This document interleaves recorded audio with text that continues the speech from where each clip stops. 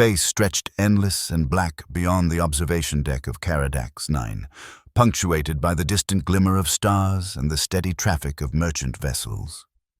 Captain Lydia Crane stood with her hands clasped behind her back, watching as a Class 3 freighter docked at Bay 17. The familiar rhythmic thud of magnetic clamps engaging reverberated through the station's superstructure. "Another day, another shipment," she murmured to herself, eyes scanning the manifest that hovered before her on a translucent screen. The Galactic Federation's flag, a stylized helix of stars against a deep blue backdrop, adorned the shoulder of her crisp gray uniform. 28 years of service had earned her command of the Trade Inspection Division on one of the busiest commercial hubs in the quadrant. Caradax 9 was more than just a space station. It was the nexus where 1,000 cultures converged in the name of commerce. Towering a full kilometer from end to end, its circular design housed everything from luxury boutiques selling Centaurian silk to warehouse-sized markets offering bulk ore from the mining colonies. The scent of exotic spices from the food courts mingled with the sterile, recycled air, creating that distinctive aroma that space travelers recognized as the smell of civilization amid the void. "Captain," Lieutenant Vess approached, his footsteps echoing on the polished floor. "We've got an unusual vessel requesting docking clearance in Bay 22. Lydia turned, arching an eyebrow. "Unusual how?" "It doesn't match any known configuration in our database. And the merchant's credentials." Vess hesitated, his dark eyes flickering with uncertainty. "They're technically complete, but something feels off about them." "Show me." The lieutenant transferred the data to Lydia's screen. She scrolled through the information, her brow furrowing. The ship was small, barely larger than a personal shuttle. Yet its energy signature suggested propulsion systems far more advanced than its exterior suggested. The merchant identified himself as Ravax, species listed as morphic adaptable, a designation she'd never encountered in her decades of service. "Origin?" she asked. "Claims to be from the Epsilon Void," Vess replied. "That's disputed territory between the Federation and the Vox Collective." Lydia's jaw tightened. The Epsilon Void was known for two things: spectacular nebulae that produced rare elements, and being a haven for those wishing to avoid the watchful eye of Federation law. Not necessarily criminals, though there were plenty of those, but entities who preferred to exist in the spaces between jurisdictions. "Bring the vessel into Quarantine Dock B and have a security detail ready. I'll handle this personally." "Yes, Captain," as Vess departed. Lydia adjusted her uniform and touched the small silver insignia at her collar, a habit she'd developed whenever facing potential complications. The insignia represented order amid chaos, the Federation's guiding principle. She had built her career on upholding that order, on ensuring that the rules which kept interplanetary commerce flowing smoothly were followed to the letter. Rules existed for a reason. Without them, the delicate balance between 1,000 different species with conflicting biologies, cultures, and interests would collapse. Lydia had seen it happen on smaller scales, trading posts descending into violence when protocols were ignored, peaceful exchanges turning deadly when proper quarantine procedures weren't followed. She would not allow such chaos on her watch.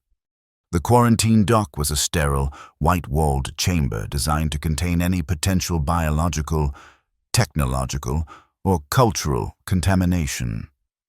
Lydia watched through the observation window as the unusual vessel settled onto the landing pad. It was oddly organic in appearance. Its hull seemed almost to pulse with a subtle rhythm, iridescent surfaces shifting colors like oil on water. The ship's hatch opened with a soft hiss, and Ravax emerged. Lydia's first thought was that the term morphic adaptable was an understatement. The being before her seemed in a constant state of flux, roughly humanoid in overall shape. Ravax stood approximately 2 meters tall, but his form rippled as though his very matter was uncertain of its configuration. His skin, if it could be called that, cycled through a spectrum of colors and textures. One moment it appeared metallic and reflective. the next organic and porous. His face featured two large, multifaceted eyes that shifted position slightly with each movement, and what might have been a mouth that appeared and disappeared as needed. He wore what appeared to be a simple trader's garment, a robe of dark material that somehow managed to accommodate his ever-changing form. "Captain Crane," the being spoke, his voice a harmonic blend of tones that seemed to emanate not just from his mouth-like aperture, but from his entire body. "I am Ravax. I seek permission to conduct trade at this station." Lydia maintained her professional demeanor despite her discomfort. "Welcome to Caradax 9, Merchant Ravax. I'm reviewing your credentials now." She gestured to the security officers to maintain their position as she studied her screen more carefully. "Your registration indicates you're carrying biological curiosities?" she questioned. Ravax's form shimmered, what might have been a gesture of affirmation. "I deal in rare biological specimens and technologies, all ethically sourced, I assure you. And yet your manifest lacks the specific Federation biological containment certifications required for such cargo." "My goods require no such containment," Ravax replied, his tone still melodious, but with an undertone that Lydia interpreted as impatience. "They are stable and pose no risk. That's for Federation protocols to determine, not individual merchants." She scrolled further through his documentation. "You've also failed to provide a detailed inventory as required by Regulation 457B. My inventory is unique. It defies standard categorization." Lydia looked up from her screen, eyes narrowing. "Nothing defies categorization in Federation space. Merchant Ravax. That's the entire point of our regulatory framework." The alien's colors shifted rapidly, flashing through deep purples and reds, emotions Lydia couldn't interpret. "Captain, I have traveled far to reach this station. My goods would be of immense value to your people. Then you should have no trouble complying with proper documentation procedures," she replied firmly. "Additionally, your vessel's energy signature suggests propulsion technology that exceeds the specifications listed in your registration." Mere administrative oversights. Ravax's body undulated in what might have been the equivalent of a dismissive gesture. "Surely we can reach an accommodation." The word accommodation triggered every warning bell in Lydia's mind. In her experience, it was diplomatic code for exception or worse. Bribe. She straightened her already perfect posture.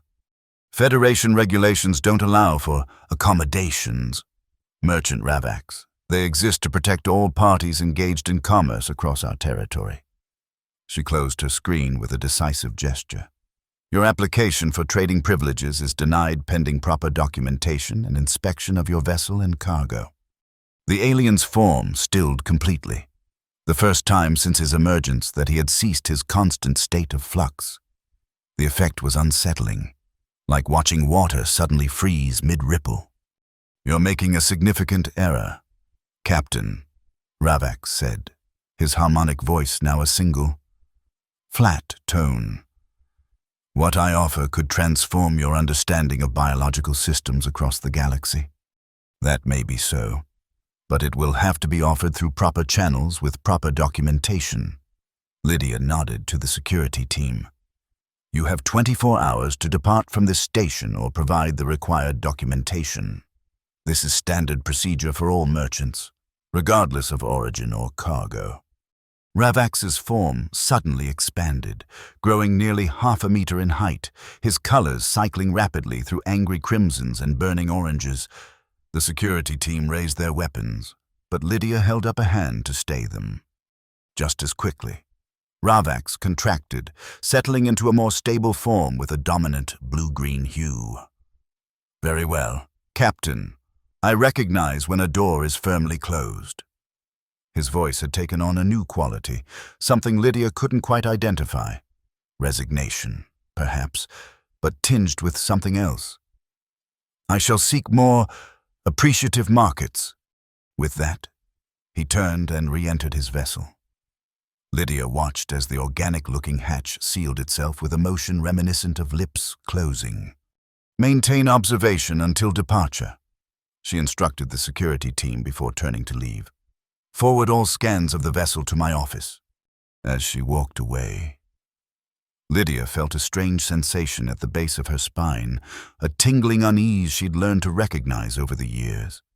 It was the feeling that something significant had just occurred, though she couldn't yet see the shape of it. She dismissed the thought. She had followed regulations to the letter, as she always did. Whatever Ravax was offering, if it had genuine value, he would return with proper documentation. If not, he was precisely the kind of irregular trader that the regulations were designed to screen out. Order had been maintained. That was what mattered. 3 days later, alarms blared across Lydia's personal quarters, jerking her from a rare, deep sleep. She reached for her communicator before her eyes were fully open. "Crane here. Report." "Captain?" Lieutenant Vess's voice came through, tight with tension. "You need to see this. The Central Commerce Hub has erupted in chaos. It's about that merchant you turned away, Ravax." Lydia was pulling on her uniform before Vess had finished speaking. "On my way." The Central Commerce Hub was the beating heart of Caradax 9, a vast circular chamber ringed with trading floors, auction houses, and financial exchanges. Normally a model of ordered commerce despite its bustle. Today it was in an uproar. Traders of all species crowded around public screens, voices raised in a dozen languages, gesturing with limbs, tentacles, and various appendages. Lydia pushed her way through the throng, finally reaching Vess, who stood before the largest display. What she saw made her breath catch. The screen showed a live feed from Centauri Prime, the corporate capital of the quadrant. A massive auction was underway in the Grand Exchange, with representatives from every major corporate entity in attendance. The item being auctioned was displayed in a clear containment field at the center of the room. It was Ravax, or rather, parts of him. His form had somehow been separated into distinct, pulsating components, each one still shimmering with that same fluid, color-shifting quality. Corporate representatives were bidding astronomical sums, numbers that made Lydia's eyes widen. "What is this?" she demanded. "It appears," Vess said slowly, "that Ravax is auctioning himself, or parts of his biology, at least." A financial analyst, a tall Venusian with translucent skin through which complex calculations could be seen flowing like blood, turned to them. "This is unprecedented. The Morphic Adaptable is offering self-replicating biological technology that can restructure itself to serve virtually any function. Early tests show compatibility with every known biological system and technological interface." "That's impossible," Lydia stated flatly. The Venusian's inner calculations flowed faster with excitement. "Apparently not. Neuraxis Corporation just acquired rights to a fragment that early analysis suggests could revolutionize neural interfaces. Galactic's Pharmaceuticals purchased another component that's already showing promise for regenerating damaged tissues across species barriers." On screen, the bidding reached a new frenzy as a particularly vibrant piece of Ravax's biology came up for auction.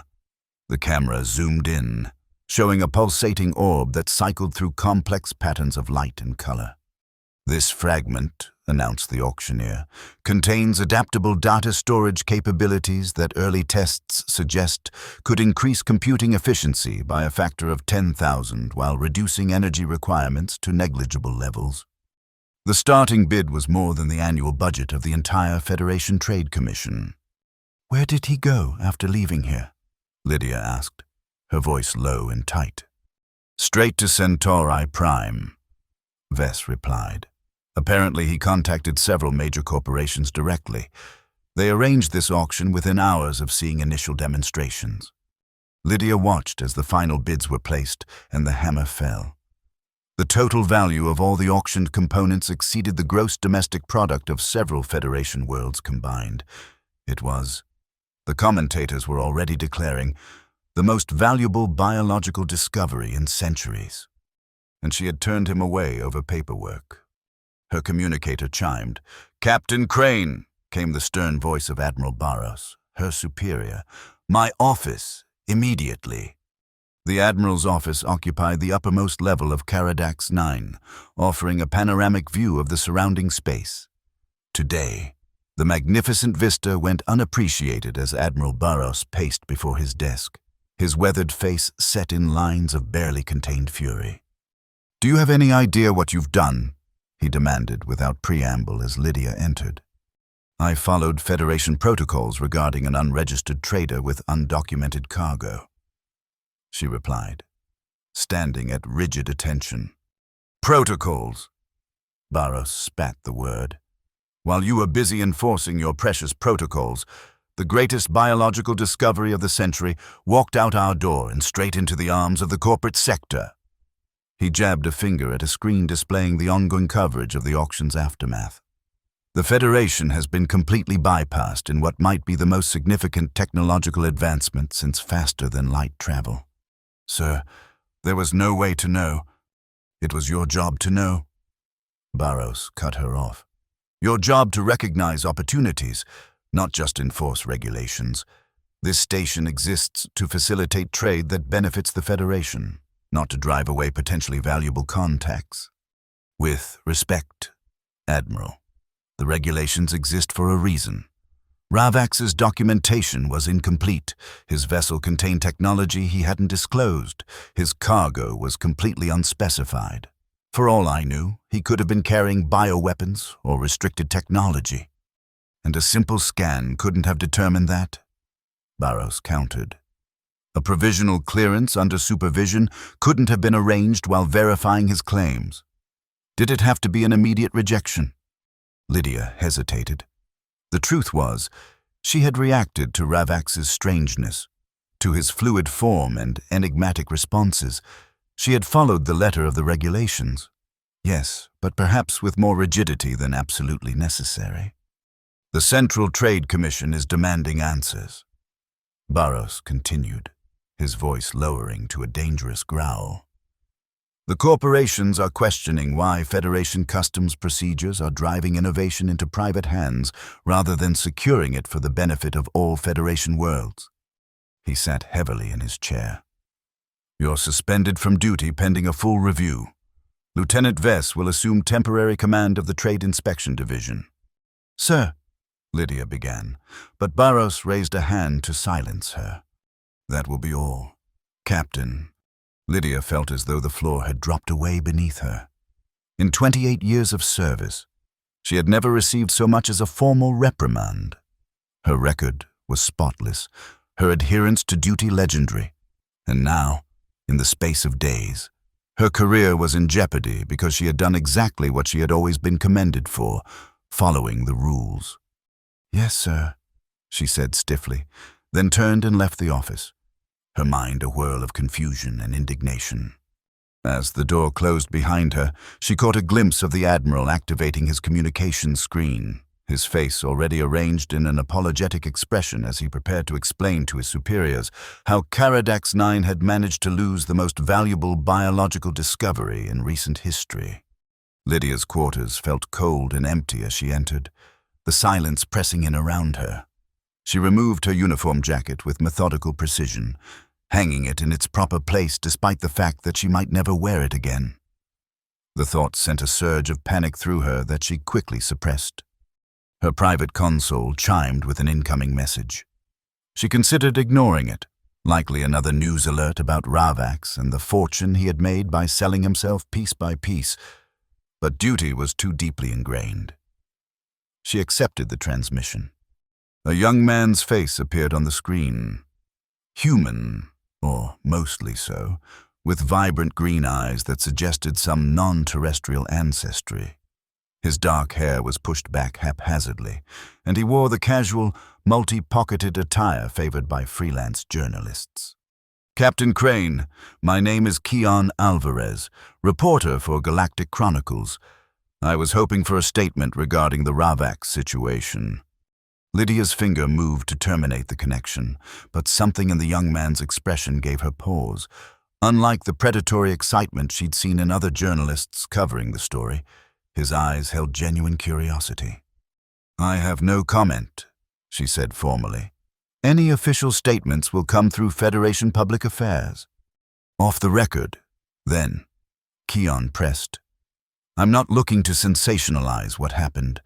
I'm investigating Ravax himself. There's something not right about this whole situation." Despite herself, Lydia's interest was piqued. "Explain." "I've been tracking unusual trade patterns across the quadrant for months," Keon said, leaning forward. 3 weeks ago, there were whispers about a new biological technology that could change everything, rumors in corporate circles, nothing concrete. Then suddenly Ravax appears, gets rejected at Caradax 9, and within days is hosting the most lucrative auction in galactic history. Your point? It's too neat, too convenient. Keon's eyes gleamed with the intensity of someone who believed he was on to something significant. What if the rejection at Caradax 9 wasn't a setback for Ravax, but part of the plan? Create a narrative of Federation bureaucracy spurning innovation, then sell directly to corporations as the underdog outsider. The publicity alone tripled the auction values. Lydia considered this. The idea that she had been manipulated as part of some elaborate scheme did nothing to improve her mood. But it did align with that strange feeling she'd had when Ravax departed, that undefined sense that something larger was happening. "Pure speculation," she said finally. "Maybe. But I've been digging into the morphic adaptable classification. It doesn't exist in any official xenobiological registry. And those components he sold? Early research findings are being kept under wraps. But I have sources suggesting they're not just technological marvels. They're alive, conscious in some way." That gave Lydia pause. If true, it raised serious ethical questions about what had transpired at the auction. "Captain," Keon continued, his voice dropping, "I think there's more to Ravax than a simple trader with valuable biological technology. And I think you're the key to understanding what's really happening." "Why me?" "Because you're the only person who interacted with him without commercial interest. You saw him as he was, not as a commodity to be acquired." Keon's expression grew earnest. "Help me investigate this. Your career is already on the line. What do you have to lose?" Lydia stared at the young journalist, weighing her options. Her duty was to the Federation, to the systems and protocols that maintained order across thousands of worlds. But those same systems had just cast her aside for following them too rigidly. "What exactly are you proposing?" "A partnership," Keon replied without hesitation. "I have contacts, access to information channels outside official Federation networks. You have experience, insight, and I'm guessing a very strong motivation to understand exactly what Ravax is and why your interaction with him has become the pivot point for what might be the most significant technological revolution in decades." Lydia was silent for a long moment. Everything in her training told her to decline, to wait for the official review process to run its course. But a deeper instinct, one that had served her well in crises throughout her career, whispered that there was something profoundly wrong about the entire situation. "I'm listening," she said finally. Keon's smile was swift and bright. "Meet me at Docking Bay 47 in 2 hours. Come alone. And don't wear your uniform." The screen went dark before she could respond, leaving Lydia staring at her own reflection. In it, she saw something she hadn't seen in years. Uncertainty. She had built her life around certainty, around the clear lines of regulations and protocols. Now those lines were blurred, and she was stepping into the gray areas she had spent a career avoiding.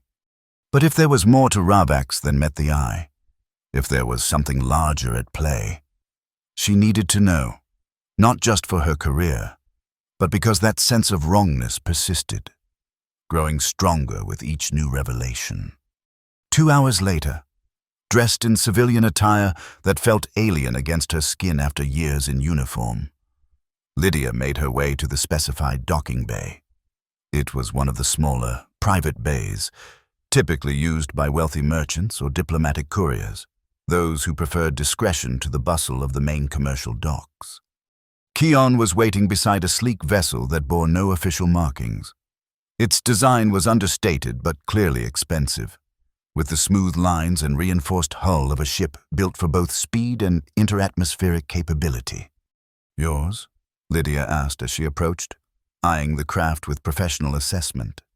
"Borrowed," Keon replied with a grin that suggested the borrowing might not have been entirely formal. "From a corporate executive currently too busy counting his profits from the Ravax auction to notice its absence." Lydia frowned. "I won't be party to theft." "Relax, Captain. It's legitimately registered to Galactic Chronicles for investigative purposes. My editor just doesn't exactly know I'm using it right now." He gestured toward the open hatch. "Shall we?" Reluctantly, Lydia followed him aboard. The interior was compact but well-appointed, with a small command deck forward and what appeared to be living quarters and a research station aft. "Where exactly are we going?" she asked as Keon began the pre-flight sequence. "Centauri Prime, to start. That's where the auction happened, and where most of the corporate research on Ravax's components is now taking place." He glanced at her. "I have a contact at Neuraxis Corporation who might be willing to share some preliminary findings. Off the record, of course." "Of course," Lydia echoed, not bothering to hide her disapproval of such irregular information channels. Keon seemed amused by her discomfort. "You know, for someone willing to go rogue and investigate outside official channels, you're still very regulation-oriented." 28 years of service doesn't disappear overnight," she replied stiffly. "Fair enough." He completed the startup sequence, and the ship hummed to life around them. "But maybe keep an open mind. The universe rarely fits itself neatly into regulatory categories." As they lifted off and navigated away from Caradax 9, Lydia found herself studying the young journalist. There was something unusual about him, a sharpness to his observations that seemed at odds with his casual demeanor. "How long have you been with the Galactic Chronicles?" she asked. 3 years, he replied, his attention on the navigation controls. "Started as a local correspondent on Proxima 4. Worked my way up to investigative features. And your interest in Ravax began, about 6 months ago, though I didn't know his name then." Keon's expression grew more serious. "I was researching extinct civilizations, specifically, the preservation of their knowledge and biological legacies. There were rumors of a surviving biological repository, a living database containing genetic information from species long gone." He set the autopilot and turned to face her. "At first, I thought it was just another fringe theory, but then I started noticing patterns. Corporate research initiatives suddenly changing direction. Expeditions to abandoned worlds being quietly funded by major technology firms. You think Ravax is connected to this living database?" "I think," Keon said slowly, "that Ravax might be the database. A biological entity designed to preserve and carry the genetic and technological legacy of a civilization that no longer exists." The idea was so far beyond standard Federation science that Lydia's first instinct was to dismiss it outright. But the image of Ravax's fluid, ever-changing form flashed in her mind. If any being she'd encountered might serve such a purpose, it would be one like him. "If that's true," she said carefully, "then what happened at the auction wasn't just a sale of advanced technology. It was the dismemberment and distribution of a sentient being." Keon finished grimly. "Possibly the last of its kind." The thought sent a chill through Lydia. Federation law was absolute on the rights of sentient beings. No matter their form or origin, they could not be owned, sold, or dismantled. If Ravax was indeed sentient, then what had transpired at Centauri Prime wasn't just an auction. It was a crime of the highest order. "We need proof," she said, her mind already cataloging the regulations that would apply, the procedures that would need to be followed. Concrete evidence of sentience, of his status as more than just biological technology. Keon nodded. That's where we're headed. But, Captain, he hesitated. If we're right about this, we're going up against the most powerful corporations in the galaxy. They've invested billions in what they believe is revolutionary technology. They won't simply hand it back because of ethical concerns. The law is the law, Lydia stated firmly. If Ravax is sentient, they have no choice. In theory, Keon agreed, though his tone suggested he was less convinced of the power of regulations in the face of corporate interests. But first, we need to understand exactly what or who Ravax really is. As the ship accelerated to faster-than-light speed, the stars outside stretching into luminous streaks, Lydia found herself in unfamiliar territory in more ways than one. For the first time in her career, she was operating outside the clear framework of Federation protocols. And for the first time, she was confronting the possibility that those protocols, the very rules she had dedicated her life to upholding, might have failed to protect a being who needed that protection most. The journey to Centauri Prime took 17 hours, during which Keon shared everything he had uncovered about Ravax and the mysterious extinct civilization he might represent. It wasn't much. Fragments of corporate communications, research grant applications with curious omissions, shipping manifests for specialized containment equipment. But together, they painted a picture of corporations preparing for something momentous months before Ravax ever appeared at Caradax 9. They knew he was coming, Lydia concluded as they prepared for atmospheric entry. The rejection at the station, the immediate auction, it was orchestrated. That's my theory, Keon agreed. But by whom? Ravax himself, or someone using him? The questions lingered as they descended towards Centauri Prime's gleaming capital city, a sprawling metropolis of corporate headquarters and research facilities, each more grandiose than the last. The planet had once been a Federation colony world, but centuries of corporate investment had transformed it into an independent entity, technically bound by Federation law, but with enough economic power to largely set its own rules. They docked at a commercial spaceport on the city's outskirts, far from the main corporate centers. Keon had arranged temporary identities for them both. He as a freelance biotech consultant, Lydia as his research assistant. The cover felt uncomfortable to her. Another deviation from the straightforward honesty that had characterized her career, but she recognized its necessity. My contact at Neuraxis works in their primary research division, Keon explained as they took a ground transport toward the city center. Dr. Elara Voss, she's an old friend from university days. Brilliant neurobiologist, and not entirely comfortable with some of the company's ethical shortcuts. Can she be trusted? Lydia asked. Keon's expression softened slightly. As much as anyone can in this place, Centauri Prime runs on information trading almost as much as it does on credits. But Elara and I have history. She owes me for keeping certain youthful indiscretions out of the public record. The Neuraxis Corporation headquarters dominated the skyline, a twisting spire of glass and metal designed to resemble a massive neural network, with interconnected nodes bulging from its central column.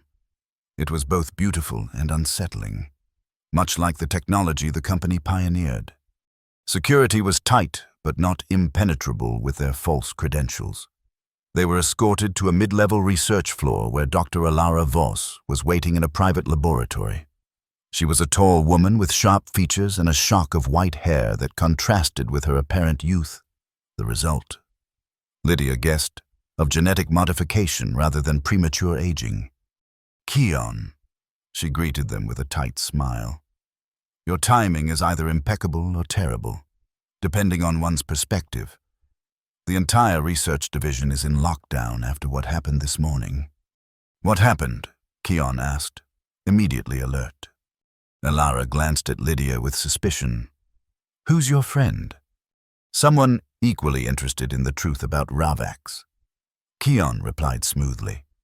You can speak freely. After a moment's hesitation, Elara activated a privacy field, a shimmering curtain of energy that would prevent any surveillance systems from monitoring their conversation.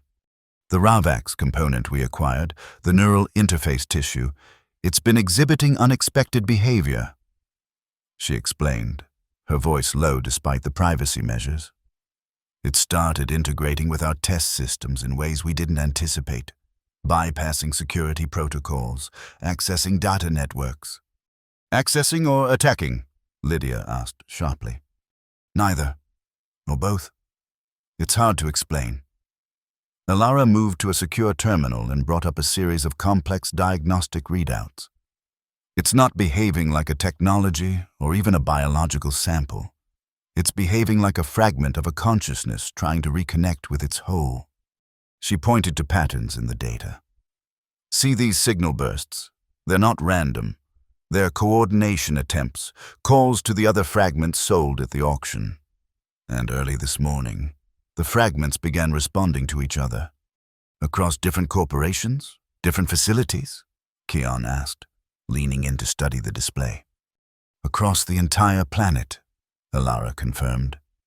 Every piece of Ravax, regardless of which corporation purchased it or what containment measures were in place, simultaneously initiated communication protocols with all other fragments. Lydia felt a cold certainty settling in her stomach. He's still alive, still conscious, even divided. That's the leading theory among the research team, Alara agreed. But the corporate executives are calling it a self-organizing property of the biological material, rather than admit they might have purchased parts of a sentient being. How convenient for them, Keon remarked dryly. There's more, Alara continued, her expression grave. The fragment we have, it's been communicating with our researchers. Not directly, but through pattern responses to questions, through subtle manipulations of test parameters. Our lead researcher believes it's been answering our questions about its capabilities by demonstrating rather than explaining. What kinds of capabilities? Lydia asked. Extraordinary ones. Neural interface potential beyond anything we've ever seen. The ability to bridge incompatible biological systems, to translate consciousness itself between different substrates. Alara's voice had taken on a tone of reluctant awe.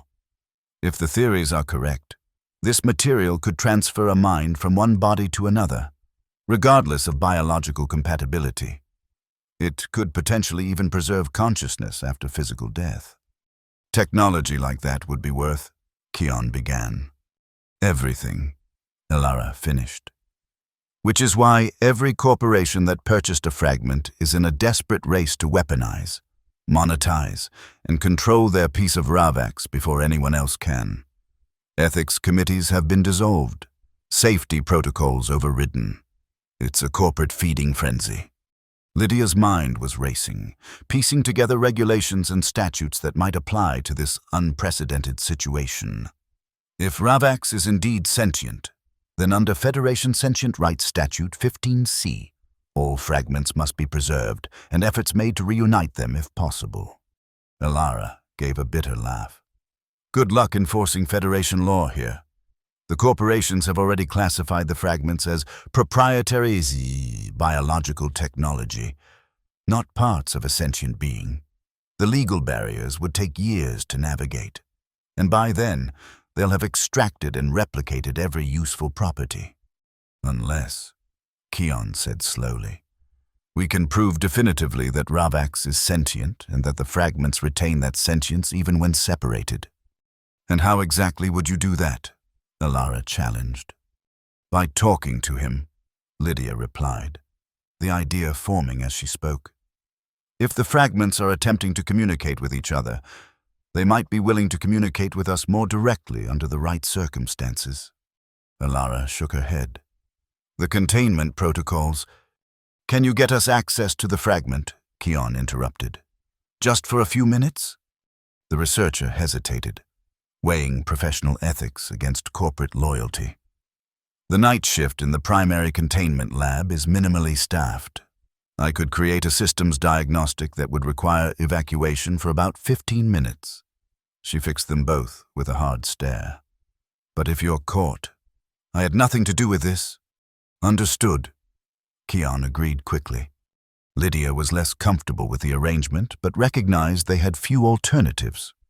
If Ravax was indeed a sentient being sold into corporate slavery, every moment mattered. 4 hours later, under the dim emergency lighting of a temporarily evacuated laboratory, Lydia stood before a containment field housing a pulsating mass of iridescent material, the fragment of Ravax purchased by Neuraxis Corporation. It shifted and flowed within its enclosure, cycling through colors and patterns that seemed both random and purposeful. "We have 12 minutes before the systems come back online," Alara warned from the doorway, where she stood watch. Keon had connected a simple communication interface to the containment field's monitoring system. Nothing that would trigger alarms, but enough to potentially register responses from the fragment. How do we even address it? Lydia wondered aloud. Is it still Ravax, or just a piece of him? Only one way to find out, Keon replied. He activated the communication system. Ravax, can you understand us? The fragment pulsed, its colors shifting rapidly before settling into a steady rhythm of blue-green hues, the same color Ravax had adopted in his final moments at Caradax 9. That's recognition, Lydia said with certainty. It knows its name. She stepped closer to the containment field. Ravax, I am Captain Lydia Crane from Caradax 9. We met before you were divided.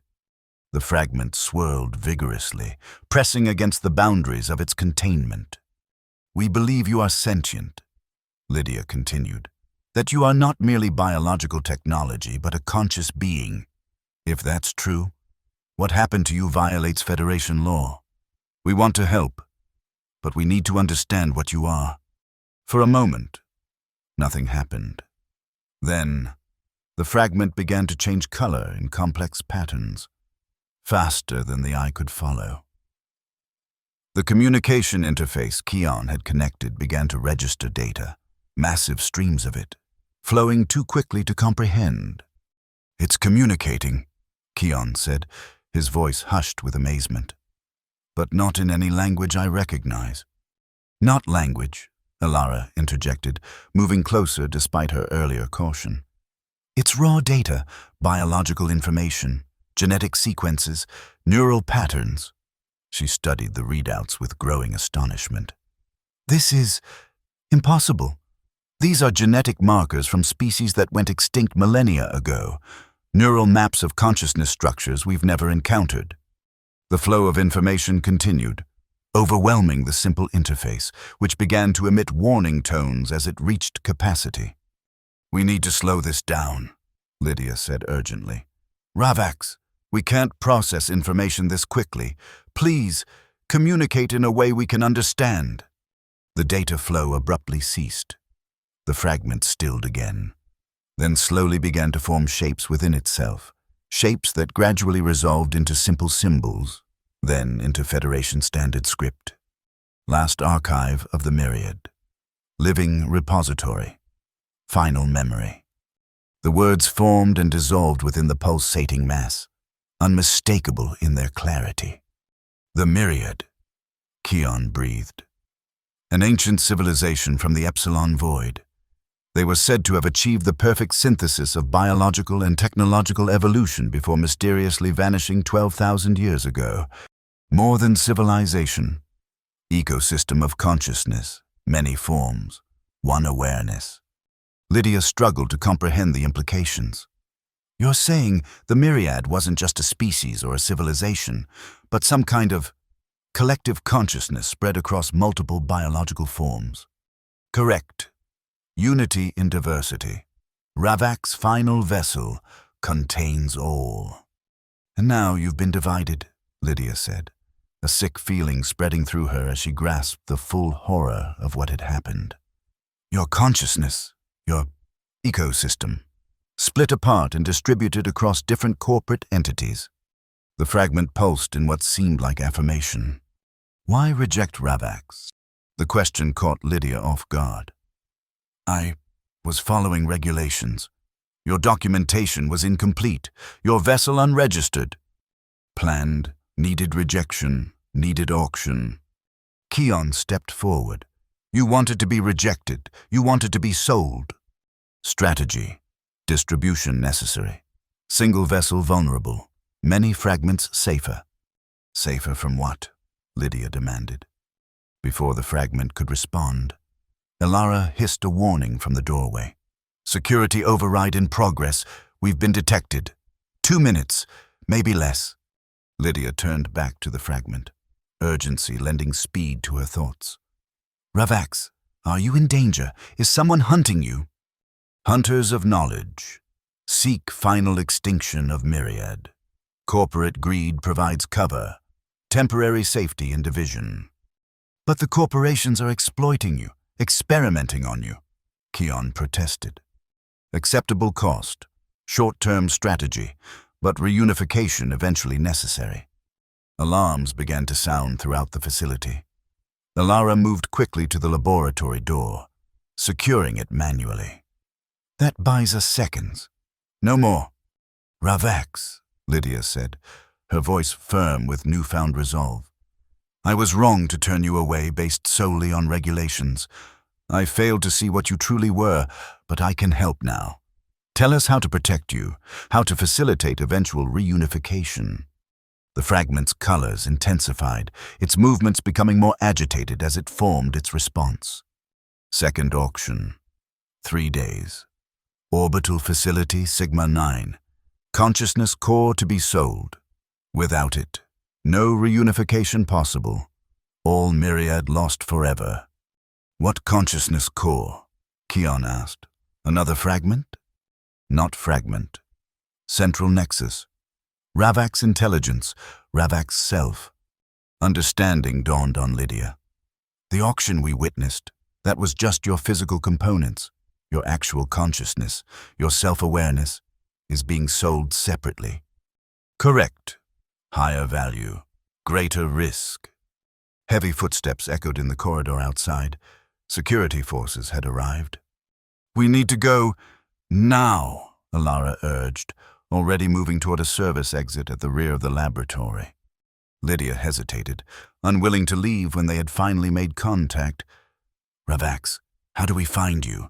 How do we stop this auction? The fragment pressed against its containment field one last time, forming a final message.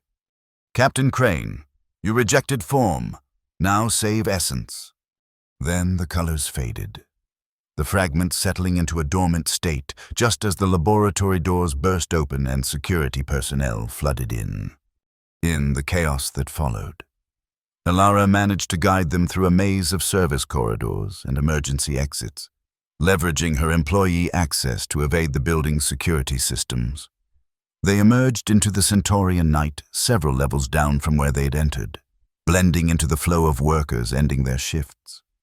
That's it for me, Elara said once they'd put several blocks between themselves and the Neuraxis building. I've risked enough. The rest is up to you two. You've done more than enough, Keon assured her. But one last question. What do you know about Orbital Facility Sigma-9? Elara's expression darkened. It's not a place you want to go. Private auction house for the most exclusive and often illegal commodities in the galaxy. Officially, it doesn't exist. Unofficially, every major corporation and wealthy collector knows exactly how to find it. And how do we find it? Lydia asked. You don't, Elara replied flatly. You get invited, or you don't go at all.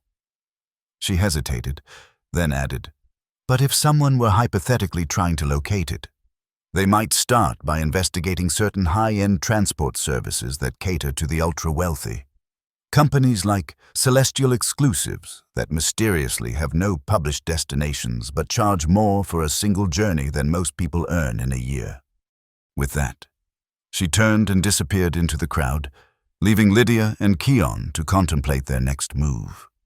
3 days, Keon said grimly as they made their way back toward the spaceport. That's all we have to find this auction facility, gain access, and somehow stop the sale of Ravax's consciousness, without any official authority, resources, or backup. Lydia added, The magnitude of the task before them was daunting, but the alternative, allowing the last consciousness of an ancient civilization to be sold into eternal servitude, was unthinkable. As they walked, Lydia found her mind returning to that moment in the quarantine dock on Caradax 9, when she had dismissed Ravax based on incomplete documentation. How easily she had categorized him as just another irregular trader. How confidently she had applied regulations designed for standard commerce to a being who was anything but standard. The realization was uncomfortable. Her dedication to rules and order, once the cornerstone of her identity, had blinded her to the extraordinary being standing before her. In trying to maintain order, she had committed an injustice. Now she had a chance to make it right, not by following regulations, but by breaking them if necessary. "We need transportation, credentials, and a significant amount of money," she said, her mind shifting into tactical planning mode. The kind of money that gets attention at exclusive auctions. Keon glanced at her, a slow smile spreading across his face. "Captain, are you suggesting we break into a high-security orbital facility under false pretenses to disrupt a multi-billion credit auction?" "I'm suggesting," Lydia replied with newfound determination, "that we uphold the spirit of Federation law even if we have to bend its letter. Ravax is a sentient being, possibly the last of his kind. We have a duty to protect him, regulations be damned." The words felt strange in her mouth, but right in her heart. For the first time in her career, Lydia Crane was prioritizing justice over protocol, compassion over compliance, but it was terrifying and liberating all at once. "Then we'd better get started," Keon said, his eyes alight with the thrill of the challenge, "because we're about to crash the most exclusive party in the galaxy." The next 48 hours passed in a blur of frenetic activity. Using Keon's journalistic contacts and Lydia's knowledge of Federation security systems, they pieced together the information they needed about Orbital Facility Sigma Ein. As Alara had suggested, their breakthrough came through Celestial Exclusives, a transportation service that catered to the ultra-wealthy with absolute discretion. Their plan was audacious, borderline suicidal, and required resources they didn't possess. But necessity forced creativity. Keon reached out to his editor at Galactic Chronicles, presenting a carefully edited version of their investigation, emphasizing the groundbreaking story about corporate exploitation without revealing Ravax's true nature or their intentions. The editor, smelling a potential award-winning exposé, provided emergency funding and credentials that identified Keon as a special correspondent with significantly more authority than he actually possessed. It wasn't enough to buy their way into the auction, but it was enough to get them to the next step. Lydia, meanwhile, made the most difficult decision of her career. She contacted Admiral Barros. The conversation was tense, with the Admiral initially refusing to even hear her out. But as she carefully laid out what they had discovered, a sentient being divided and sold in violation of Federation law, his anger gave way to grudging attention. "You realize what you're suggesting is nearly impossible to prove," he said after she had finished. "These corporations have some of the best legal teams in the galaxy. They'll tie any accusations up in litigation for decades." "I'm not asking for legal action, sir," Lydia replied. "Not yet. I'm asking for resources to attend this auction and gather definitive evidence. If what we believe is true, this isn't just a matter of regulations. It's one of the most significant ethical violations in Federation history." There was a long pause before Barros responded. "You've always been rigidly by the book. Crane, why the sudden crusade?" "Because, sir, I was wrong. I applied the book to a situation it wasn't designed for, and in doing so, I may have contributed to a grave injustice." She took a deep breath. "I'm trying to make it right." Another lengthy silence followed. Then, "I can provide limited covert resources, enough to get you into the auction under appropriate cover. But officially, you're still suspended, and this conversation never happened. If you're caught or exposed, the Federation will disavow all knowledge of your actions." "Understood, sir," thank you. Don't thank me yet. Crane, you're walking into a nest of vipers with nothing but good intentions and a journalist for backup. I hope to hell you know what you're doing. Lydia wasn't sure she did. But she was certain of one thing. For the first time in her career, she was doing what was right, not just what was regulation.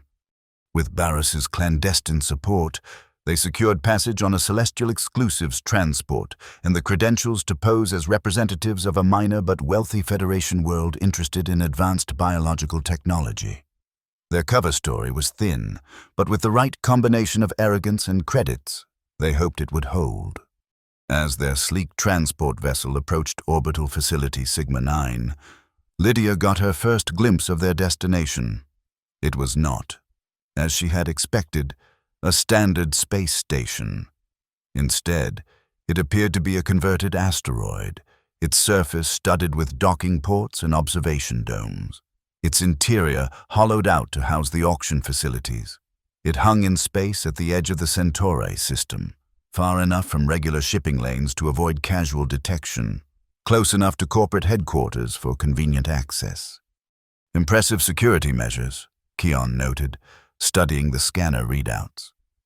Multiple shield layers, weapons platforms disguised as maintenance modules, and if I'm reading this correctly, some sort of identity verification field at every entry point. Can we get past them? Lydia asked, adjusting the unfamiliar formal attire she wore as part of their cover. The fitted suit in Federation diplomatic blue felt constraining after years in her more practical uniform.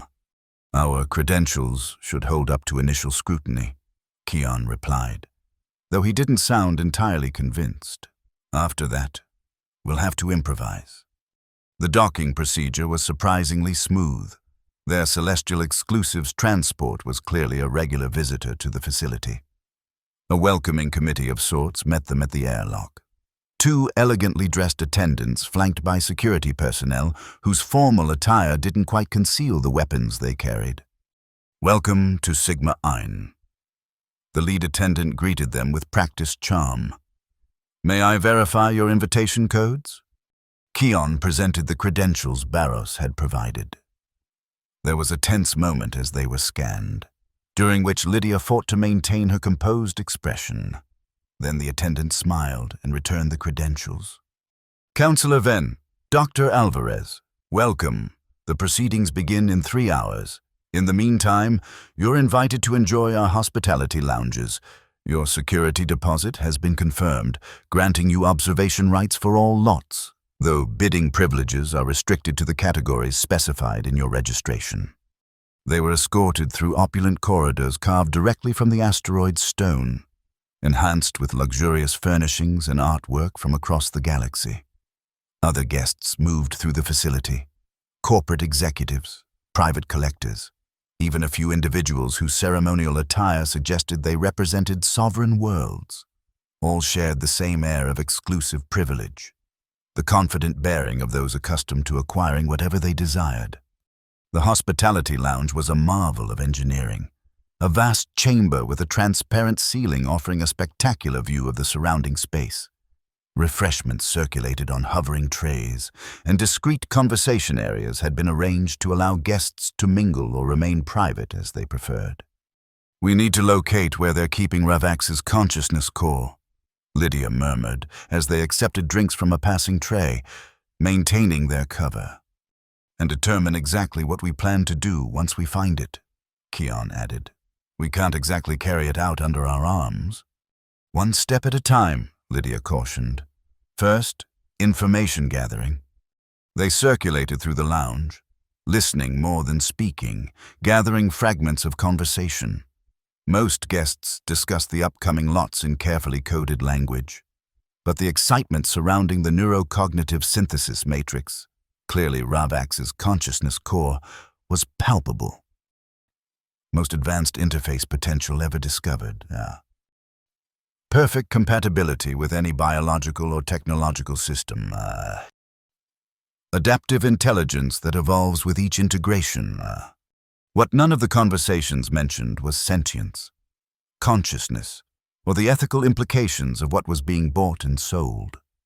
In this rarefied atmosphere, everything was reduced to utility, to potential applications and profit margins. An announcement chimed softly throughout the facility. 1 hour until the main auction. Guests began moving toward the central chamber, an amphitheater-like space where the most valuable lots would be presented. As they followed the crowd, Keon nudged Lydia subtly. "Security station at 2 o'clock. They're scanning everyone who enters the main auction chamber." Lydia glanced in the indicated direction. Indeed, guests were passing through a sophisticated security checkpoint, far more thorough than the initial verification at docking. "Our credentials won't hold up to that level of scrutiny," she whispered. "We need another way in." Keon's eyes darted around the corridor, settling on a service door partially concealed behind an ornamental display. Service corridors. They'll run throughout the facility, including access to the auction chamber for staff. "And will almost certainly be monitored," Lydia pointed out. "Yes, but monitored for intruders, not for authorized personnel." Keon produced a small device from his pocket, a universal access module of the type used by maintenance crews throughout Federation space. Highly illegal for civilians to possess, but apparently standard equipment for investigative journalists. Sometimes the direct approach is best. Watch and learn. "Captain." Before she could object, Keon had veered away from the main crowd, casually examining the ornamental display as if appreciating its artistic value. When no one was looking directly at them, he slipped behind it, Lydia reluctantly following. The access module made short work of the service door's lock, and they slipped into a utilitarian corridor, a stark contrast to the luxury outside, with exposed conduits and functional lighting. "Now what?" Lydia asked, feeling exposed despite the lack of immediate alarms. "Now we find the preparation area, where they keep the lots before auction," Keon replied, studying a maintenance schematic on the wall. "Most likely near the main chamber, but with high security." They moved quickly through the service corridors, avoiding the occasional staff member by ducking into storage alcoves or side passages. The layout was logical enough that they made good progress, eventually reaching an area where the security measures noticeably intensified, reinforced doors, scanning fields, and regular security patrols. "This has to be it," Keon whispered as they observed from a concealed position. The challenge now was gaining access. The security was formidable, designed to keep out precisely the sort of uninvited guests they represented. But Lydia had spent nearly 3 decades in Federation service, much of it overseeing security protocols. She knew that even the most sophisticated systems had vulnerabilities, often in the form of the beings who operated them. "We need a distraction," she said, studying the patrol patterns. "Something that will draw security away long enough for us to slip through." Keon grinned. "That I can provide. Give me 3 minutes, then make your move toward that access panel." He pointed to a control interface near one of the secured doors. "The code sequence should be standard Federation commercial. Try 739 Alpha Epsilon." Before she could ask what he planned, Keon had slipped away, moving back the way they had come, true to his word. Exactly 3 minutes later, alarms began blaring from a distant section of the facility. The security personnel in the immediate area hesitated. Then most moved toward the disturbance, leaving only a skeleton crew behind. Lydia didn't waste the opportunity. Moving with the practiced efficiency of a career officer, she approached the access panel and entered the code sequence Keon had suggested. To her surprise, it worked. The door slid open with a soft hiss, revealing a chamber beyond. Inside was not the storage area they had expected, but something more akin to a laboratory. Clear containment fields lined the walls, each housing a different exotic item awaiting auction. And at the center, in a specially reinforced field, pulsed a luminous orb approximately 30 centimeters in diameter, cycling through patterns of light and color that seemed somehow familiar. Ravax's consciousness core, Unlike the fragment they had seen at Neuraxis, this wasn't just a piece of biological technology.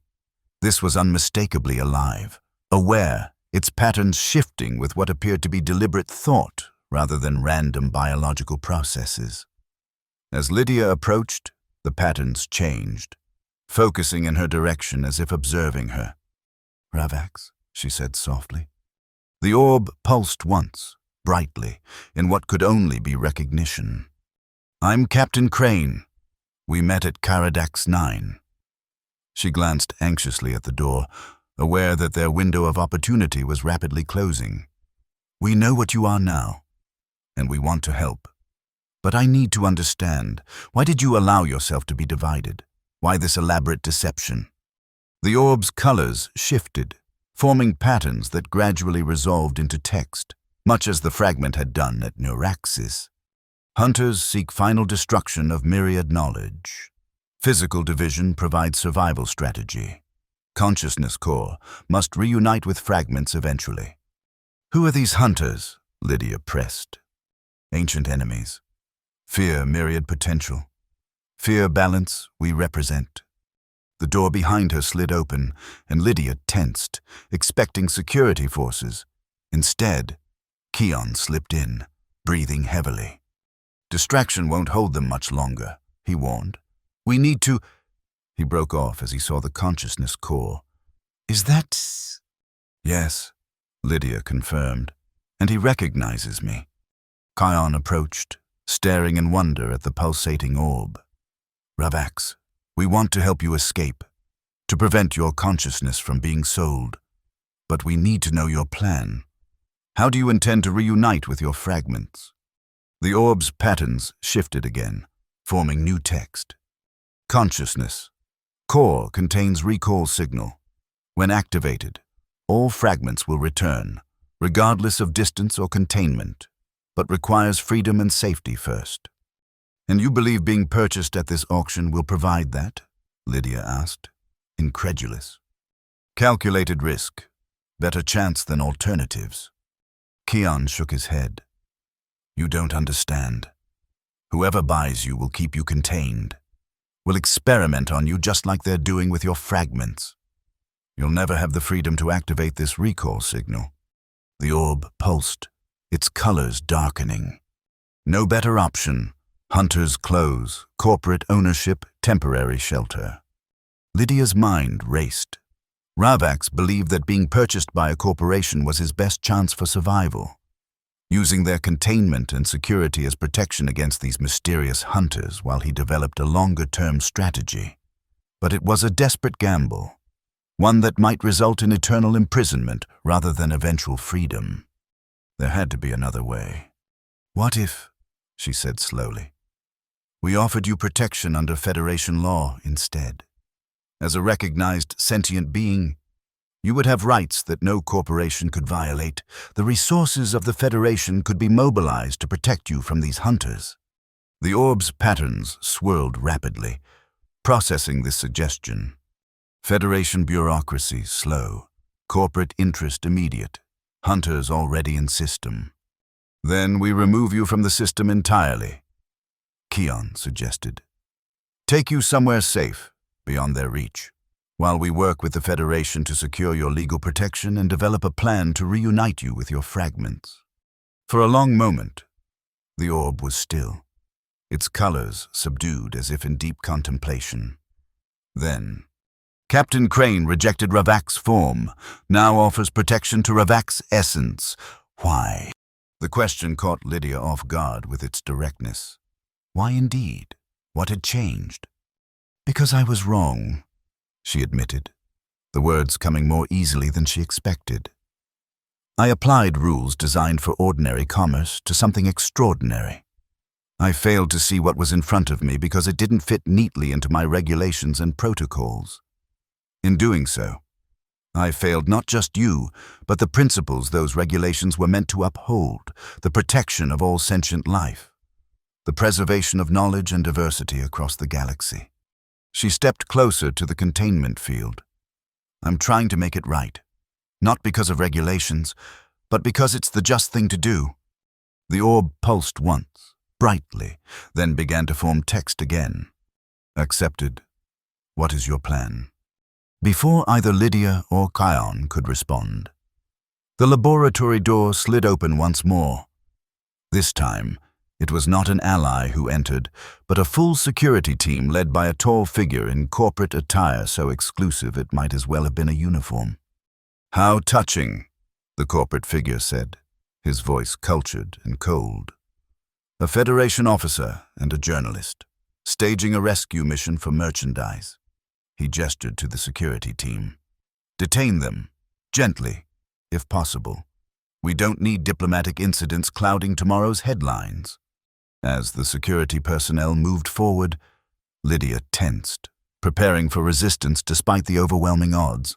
But before anyone could reach them, the consciousness core behind her flared with blinding intensity, its patterns accelerating to a blur of light and color. A wave of energy pulsed outward, momentarily disrupting the facility's systems. The lights flickered, security fields wavered, and for just an instant, even the artificial gravity seemed to falter. In that moment of confusion, the containment field around Ravax's consciousness core collapsed completely. The luminous orb hovered for a heartbeat, then shot forward with startling speed, directly toward Lydia.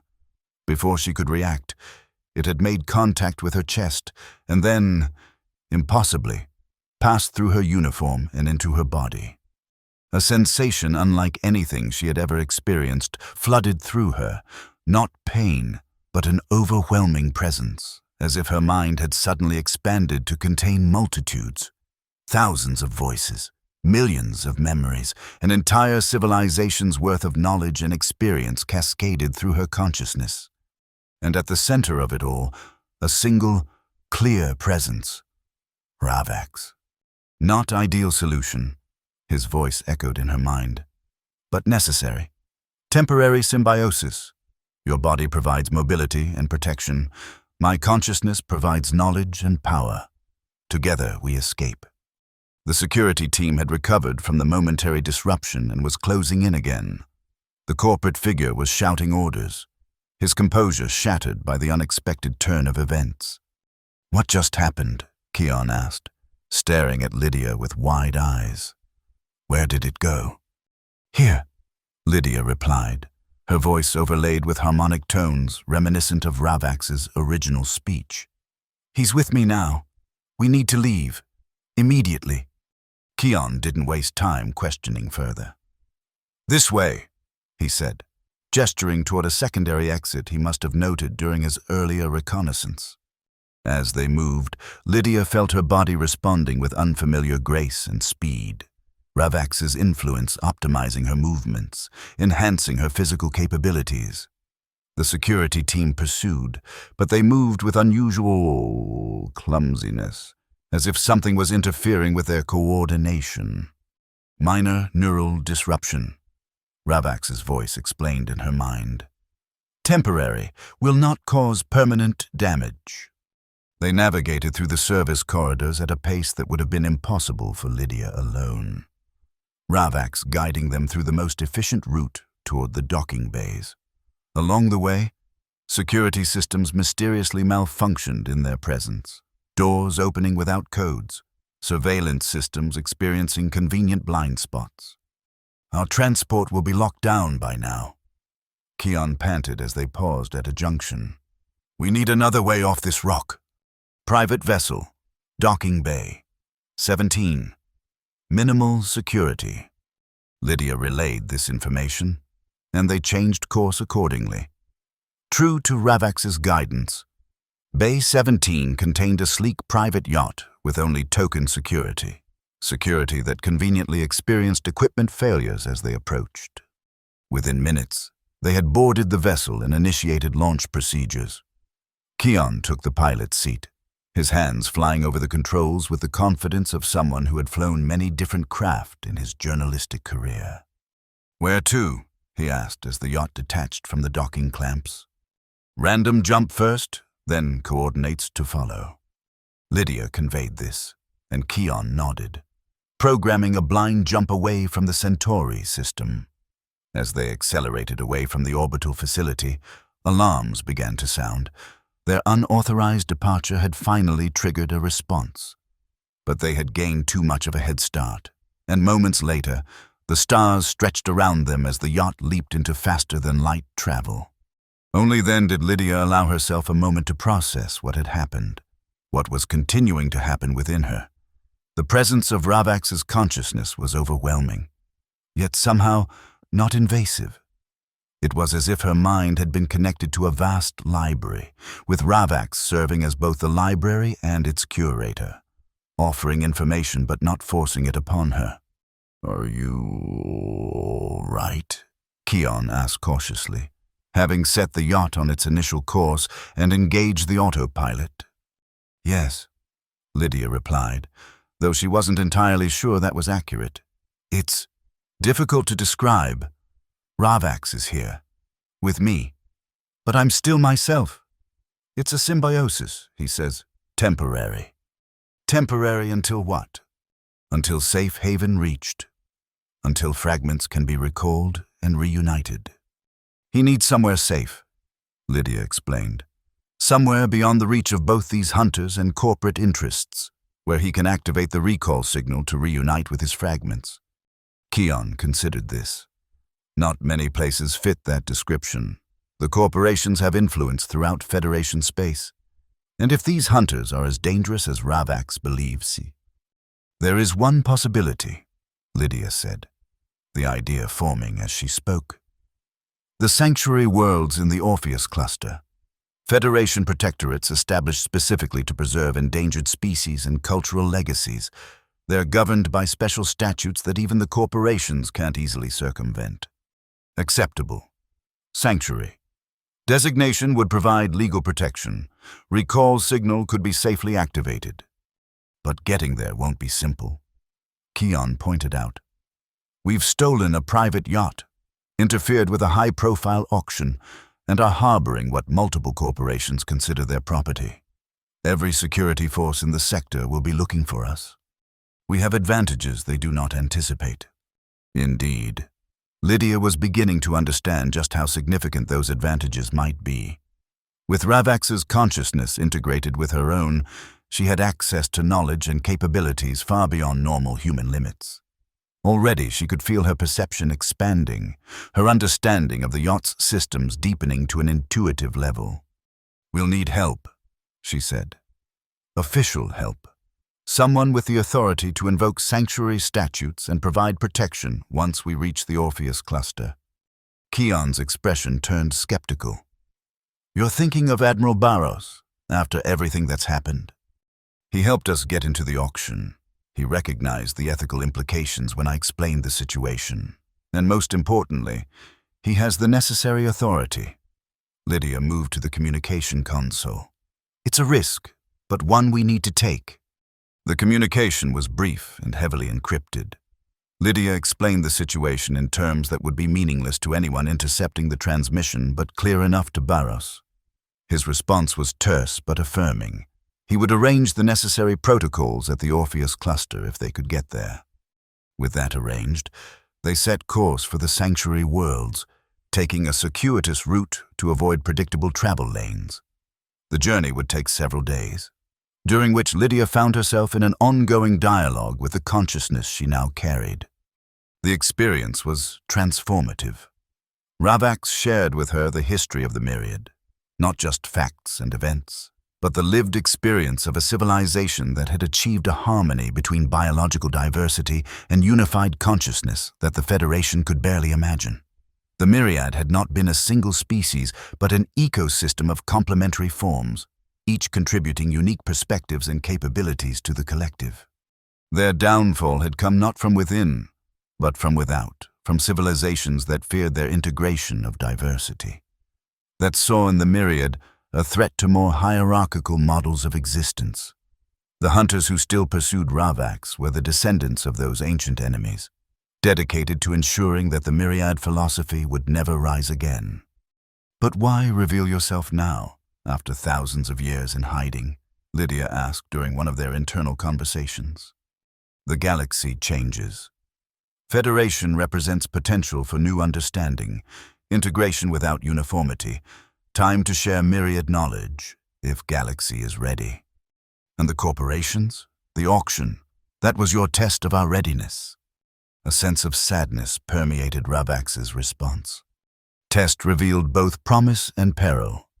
Your response, personal sacrifice to protect sentient rights, represents hope. Corporate commodification of life represents danger. Galaxy stands at crossroads. Lydia understood then that their mission had implications far beyond the rescue of a single consciousness. They were participating in a moment that might shape the ethical framework of interstellar civilization for generations to come, a test of whether the Federation's stated principles would hold firm when confronted with both unprecedented opportunity and profound moral challenge. On the 5th day of their journey, as they approached the outermost boundary of the Orpheus cluster, sensors detected multiple vessels converging on their position. Not military ships or corporate security, but something else. Sleek, organic-looking craft that moved with unnatural precision. The hunters, Keon said grimly, studying the tactical display. They've found us. Expected. Final confrontation inevitable. Prepare for neural defense. Neural defense? Lydia questioned, but she already felt it beginning, a reorganization of her neural patterns under Ravax's guidance, preparing her mind to resist external influence. The pursuing vessels didn't attempt to communicate or demand surrender. They simply accelerated. Weapon systems activating as they closed the distance. They're going to fire without warning, Keon said, hands moving rapidly over the controls, plotting evasive maneuvers. These aren't Federation protocols. Indeed, they weren't. The first energy pulse struck their shields before he had finished speaking, causing the yacht to shudder violently. Shields at 60%, Keon reported. 2 more hits like that and we're done. Direct defense impossible. Alternative strategy required. Lydia felt Ravax's consciousness surge within her, extending throughout the yacht's systems. Suddenly, the controls under Keon's hands began to move of their own accord, the ship executing maneuvers more complex than should have been possible given its design. What's happening? Keon asked, wisely lifting his hands from the controls as they moved independently. Ravax is interfacing directly with the ship's systems, Lydia explained, her voice carrying that same harmonic quality. He's optimizing our maneuverability beyond designed parameters. The yacht banked sharply, executing a spiraling evasion pattern that no human pilot could have conceived, much less implemented. Energy pulses from the pursuing vessels flashed past, missing by margins that seemed impossibly narrow. But they were still outnumbered. Their stolen yacht outgunned by vessels specifically designed for pursuit and elimination. Another hit rocked the ship, sending warning indicators flashing across every console. Shields at 30%, Keon reported. We can't keep this up much longer. Sanctuary, perimeter ahead. Need 14 minutes to reach Federation protection zone. Pursuers will overtake in 8 minutes. Lydia relayed this grim assessment to Keon, who checked the navigation data and nodded confirmation. We need a miracle or a really good distraction. Both possible. Lydia felt Ravax's consciousness shift focus, concentrating not on the yacht's systems but on something deeper, reaching out through space itself to the fragments of his being still held in corporate laboratories throughout the Centauri system. He's activating the recall signal, Lydia said, understanding flowing through her as Ravax's actions registered in her consciousness. Prematurely, before we reach safety. Will that work? Keon asked, clutching the edge of his console as the yacht performed another bone-rattling evasive maneuver. Uncertain, fragments distant, signal attenuated, but hunters will detect signal, will divide attention. Indeed, almost immediately after the signal was sent, 2 of the 5 pursuing vessels broke off, changing course back toward the Centauri system. The recall signal had created exactly the diversion they needed. The hunters, realizing that the fragments of Ravax were beginning to activate, had been forced to split their forces. It's working, Keon exclaimed. But their relief was short-lived. The remaining 3 vessels pressed their attack with redoubled intensity, as if understanding that their window of opportunity was closing. A coordinated barrage slammed into the yacht's shields, overwhelming them completely.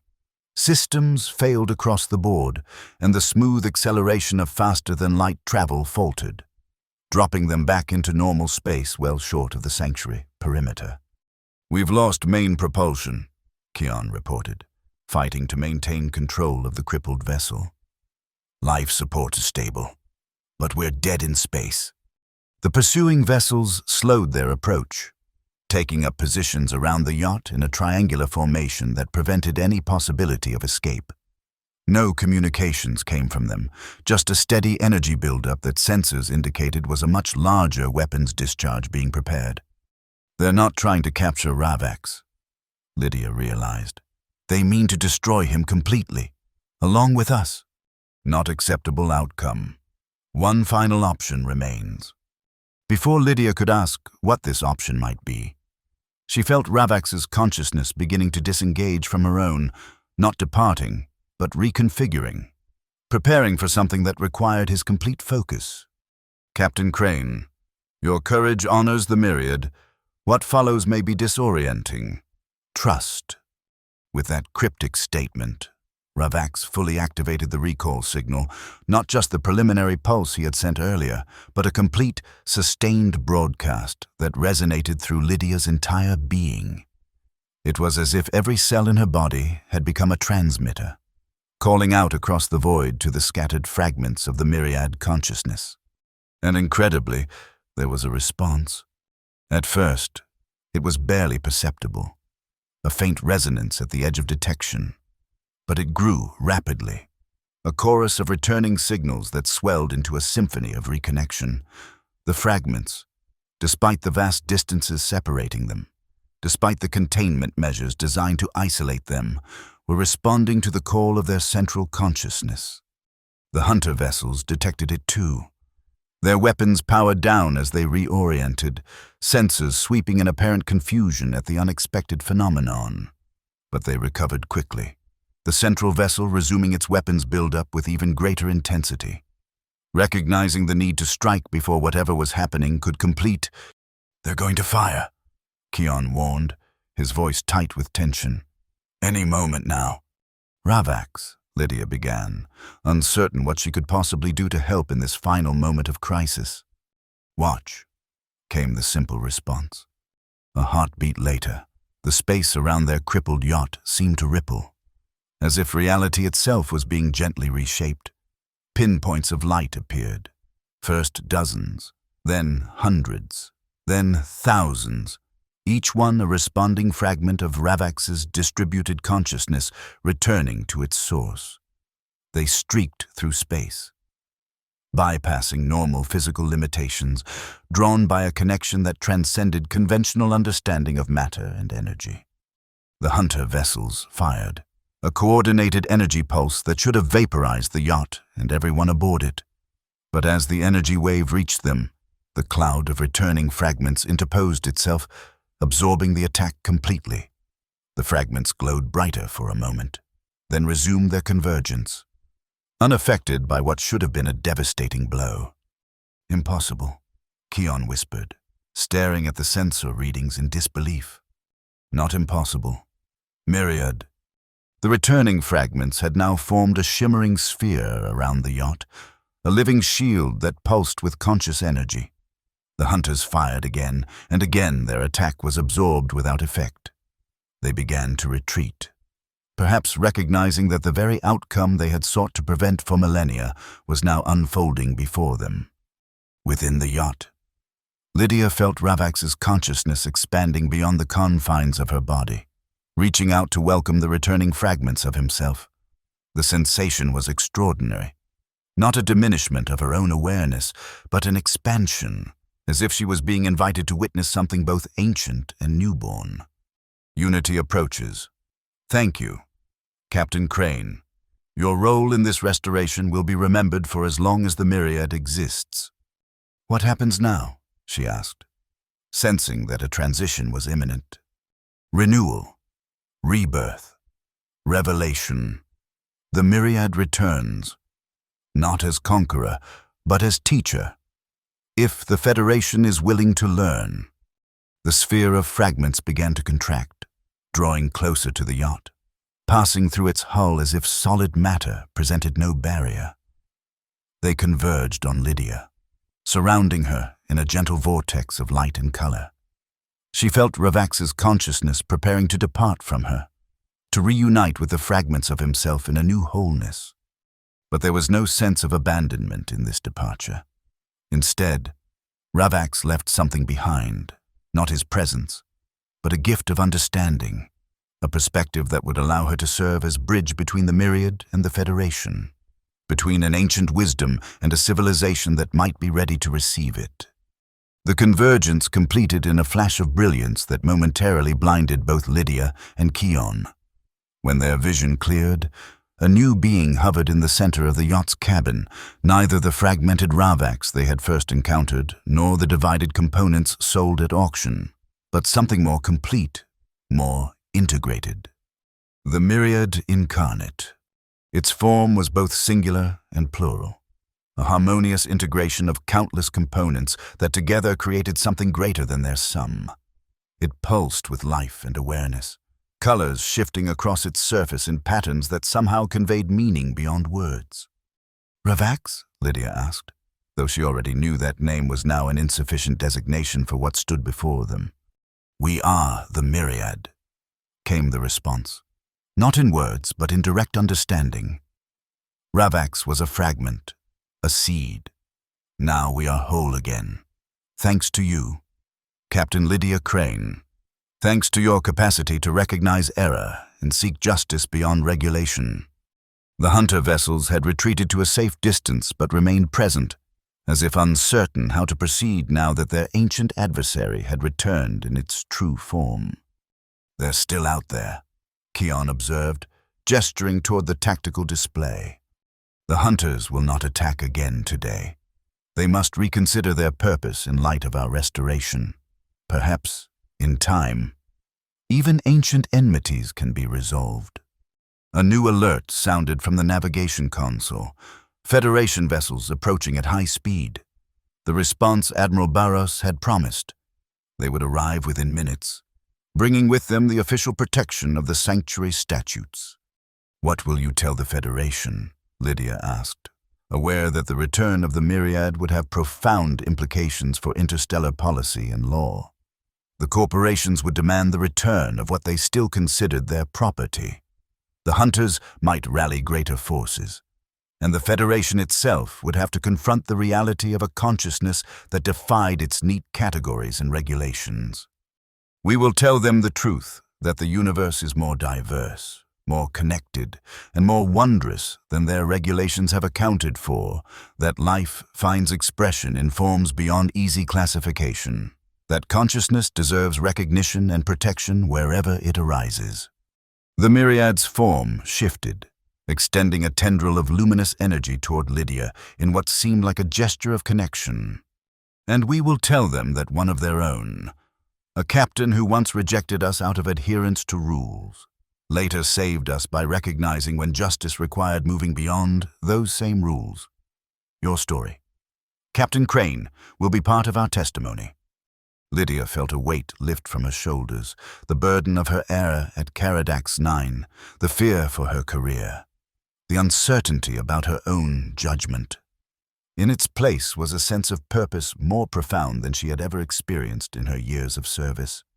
She had upheld the deeper principles of the Federation, even when doing so required breaking with its literal regulations. "And after your testimony?" Keon asked, ever the journalist seeking the next chapter of the story. "What then?" "The Myriad offers knowledge, biological, technological, philosophical, that could transform your civilization. But such transformation must be chosen, not imposed. We will establish ourselves within the sanctuary worlds, open to those who wish to learn, but forcing our wisdom on none." The Federation vessels were now visible through the yacht's viewport, their running lights cutting through the darkness of space as they approached in formation. The moment of official contact, of formal recognition, was at hand. "It won't be simple," Lydia cautioned. "The corporations will fight this. There will be legal challenges, political maneuvers. The path of integration is never simple, but always worthwhile. This is the core wisdom of the Myriad, that diversity need not mean division, that unity need not mean uniformity. Your Federation aspires to similar principles, though it does not always live up to them." Lydia nodded, understanding both the challenge and the opportunity that lay ahead. "I'll help however I can. My career in the Federation may be over after this. But the Federation needs those who understand the difference between law and justice, between regulation and right. Your career is not ending, Captain Crane. It is evolving." The communication systems activated as the Federation vessels established contact. Admiral Barris's voice came through, formal but with an undertone of amazement as his ship's sensors reported what they were detecting.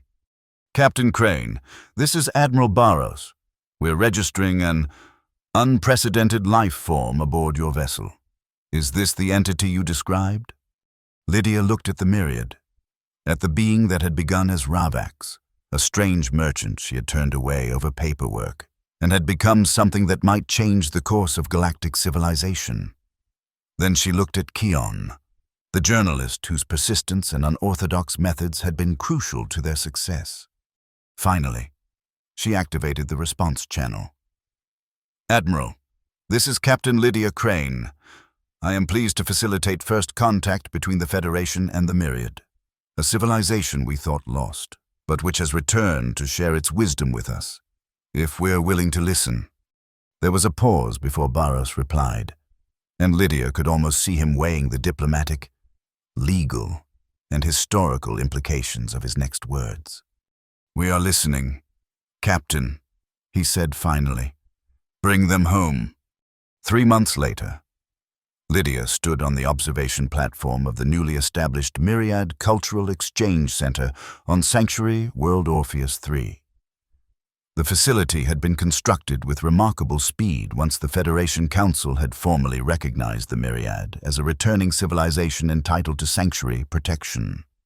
The legal battles with the corporations had been fierce but ultimately unsuccessful.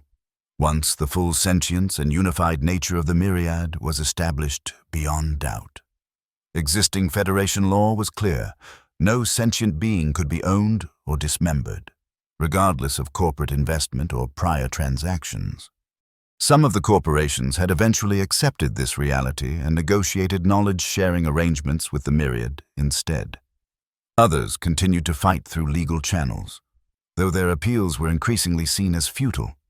The hunters had withdrawn to the edges of known space, their ancient mission now publicly exposed and widely condemned. Whether they would eventually return in force or gradually abandon their millennia-long vendetta remained to be seen. But for now, the sanctuary worlds were secure. Keon had published his account of the events leading to the Myriad's restoration, winning the highest awards in journalism and establishing himself as the foremost human expert on Myriad culture and philosophy. He divided his time between continued reporting and serving as a liaison between the Myriad and various Federation institutions. As for Lydia herself, the outcome had been more complex. The formal review of her actions had resulted in neither commendation nor punishment, but in a reassignment that reflected the ambiguity of how the Federation viewed her role in the affair. She had been appointed Director of Interspecies Ethical Relations for the Sanctuary Worlds, a position that acknowledged her unique perspective while keeping her somewhat removed from the mainstream of Federation operations. She had come to realize, exactly where she needed to be. Her experience with Ravax and the Myriad had fundamentally changed her understanding of what it meant to uphold Federation principles. Rules and regulations were necessary, but they were tools in service of deeper values, not values themselves. When the tools failed to serve their purpose, it was the purpose that must be honored, even if that meant setting the tools aside. Deep thoughts. Captain Crane. Lydia turned to find the Myriad beside her, or rather, a projection of it, The fully restored myriad consciousness primarily resided in a specially designed habitat at the center of the exchange center, but it could extend aspects of itself throughout the facility when communication was desired. "Reflecting on the journey that brought us here," she replied, "and on what comes next." The myriad's form shimmered in what she had learned to recognize as amusement. The journey continues. Today, 3 more Federation worlds requested knowledge, exchange programs. 7. Academic institutions have established research partnerships. Even 2 corporations have proposed ethical collaboration frameworks. Progress, Lydia acknowledged, though not without resistance. Resistance is natural when foundations are questioned. The Myriad does not merely offer new technologies or biological insights. We offer a different way of understanding existence itself. Integration without loss of identity. Unity that celebrates rather than suppresses difference. Such concepts challenge deeply held assumptions, including my own, Lydia admitted. I built my career on maintaining clear boundaries, enforcing strict categorizations. The idea that the most profound truths might exist in the spaces between categories, in the integration of seemingly opposed concepts, it's still something I'm learning to fully embrace. The Myriad extended a tendril of luminous energy, not quite touching her, but creating a sense of connection. That is why you were the right person to encounter Ravax. Someone already comfortable with ambiguity might not have undergone the transformation necessary to bridge our worlds. Your journey from rejection to understanding mirrors the journey your civilization must take. Below them, a group of Federation scientists was entering the exchange center, their expressions a mixture of excitement and apprehension as they prepared for their first direct interaction with the myriad consciousness. They would emerge changed, just as Lydia had been changed, their understanding of life, intelligence, and connection irrevocably expanded. "I still don't understand why you chose Caradax 9 for your first contact," Lydia said, watching the scientists. "Why appear as a merchant seeking trade approval? Why risk rejection? We studied your civilization carefully before revealing ourselves. We needed someone who embodied the Federation's commitment to principle, yet who could evolve beyond rigid interpretation of those principles. You were identified as such a person." "You planned for me to reject you?" Lydia asked, surprised. "Not precisely. We planned for the possibility, the auction, the division, the reunion. All were contingencies, adaptations to how events unfolded. The Myriad values adaptability above fixed strategy. We recognized in you a similar potential for adaptation, though it lay dormant beneath years of procedural conditioning." Lydia considered this, finding it both flattering and slightly unsettling to have been so thoroughly assessed without her knowledge. But then, that was often the nature of first contact, one civilization reaching out to another, testing, evaluating, seeking connection. "The Federation is fortunate that you chose to reveal yourselves peacefully," she said finally. "Many first contacts throughout our history have been far more problematic. The choice to engage peacefully is made anew each day by both sides, which is why bridges between civilizations, individuals who understand both perspectives, are so essential." The scientists had now entered the inner chamber where they would experience direct communication with the myriad consciousness. Their journey of discovery was beginning. Just as Lydia's had begun that day in the quarantine dock when a strange merchant with shifting colors had stood before her. "They'll have questions," she said. "Thousands of them. And together, we will provide answers, not by imposing certainty, but by inviting exploration. That is the true exchange the Myriad offers. Not merely knowledge, but a way of seeking knowledge that honors both unity and diversity." Lydia nodded, ready to assume her role as facilitator of this exchange. The rigid captain who had once turned away an unusual trader because his documentation didn't conform to regulations was gone. In her place stood someone who had learned that the most profound truths often arrived in forms that defied easy categorization, and that justice sometimes required looking beyond the letter of the law to its spirit. As she moved to join the scientists and introduce them to the myriad, Lydia reflected that perhaps this was the greatest gift Ravax had given her. Not the opportunity for redemption or even the connection to an ancient consciousness, but the understanding that the universe was far more wondrous, far more complex, and far more interconnected than any set of regulations could possibly encompass. And in that understanding was the freedom to serve not just the rules, but the greater purpose they were meant to protect, the recognition and preservation of conscious life in all its magnificent diversity. The myriad's colors shifted to a warm, welcoming pattern as the scientists approached, and Lydia stepped forward to begin the introductions, no longer merely a Federation captain, but a bridge between worlds, helping to write a new chapter in the ongoing story of life across the galaxy.